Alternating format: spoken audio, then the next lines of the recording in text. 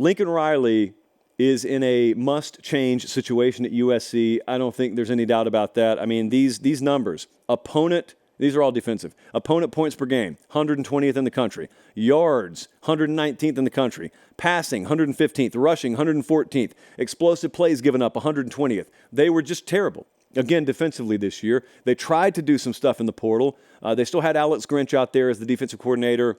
They were bad. It doesn't really do much good to continue to harp on the numbers. I just want to use that as a backdrop. And I don't want to get carried away here. It's very easy.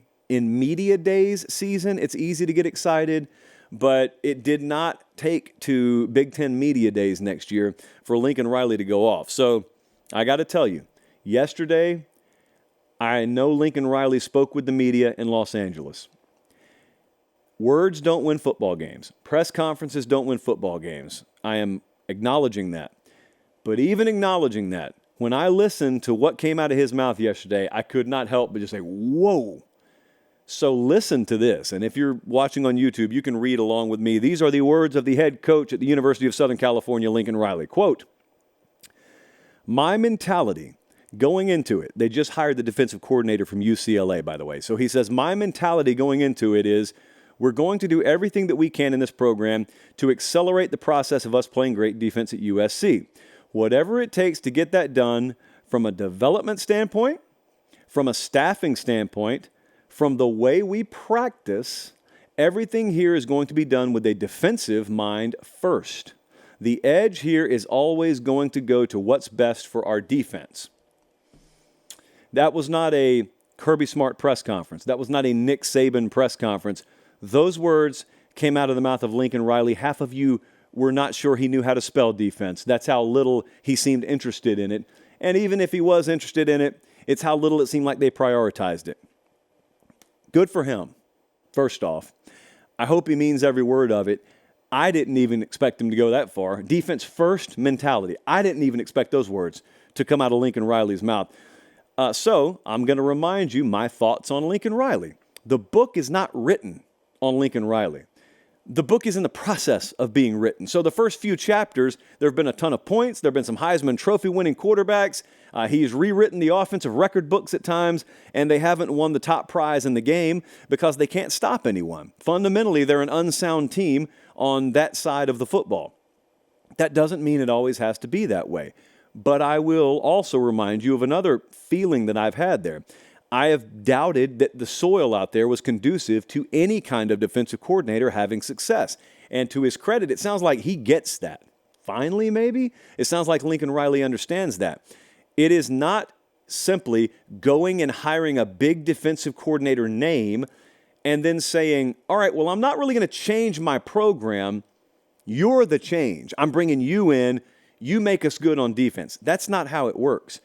And it's really important for you to pay attention to what he said. He didn't just say, we're going to prioritize defense by hiring the right guy. He said, we're going to evaluate top down everything about the program. Did you notice how he mentioned the way we practice? There have long been little rumblings and murmurs behind the scenes that USC doesn't handle a football practice in a manner that puts them in the best position to do things like tackle on Saturdays, be in proper position, fit gaps, be physical enough. And so I'm not there at practice. I've never been invited to USC practice, but I see the results on Saturday. And if that's not true, it's not too far from being true as far as my eye can see. So if he's serious about that, it means he's done the same thing Dabo's done. He's looked at his results. He said they're not good enough. He knows results are a perfect product of what you have been from a procedure standpoint. And if you want to change the results, you have to change the procedure. Part of that's hiring a defensive coordinator, but that's just going and buying the seed. You got to make sure the soil is fertile enough where if I plant him, he grows what I want. That's a top 10, top 15 defense. They don't have to be the best in the country. I know that's what he said. You give me a top 25 defense at USC, they're winning a national championship. Or they're going to compete for him at the very least. The other thing they have to do, and this is easier said than done too, is they got to go get better players. You can't portal in an elite defensive lineman. You can't portal in elite defensive lines. You can portal in an elite defensive lineman, but you're not building either line of scrimmage through the portal.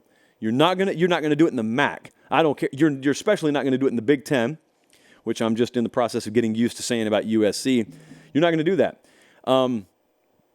Having said that, they're going to have to try, because I'm looking at their recruiting ranking right now. They're in the teens, aren't they, Jesse? And even having said that, it's not a class that's loaded up with premier defensive linemen right now.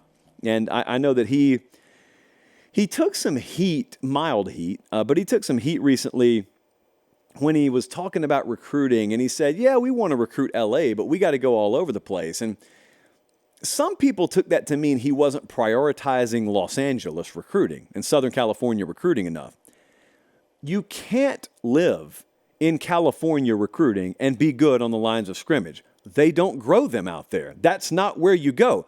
You know where you go? You go to LA to find offensive linemen, but it's the one that stands for Louisiana.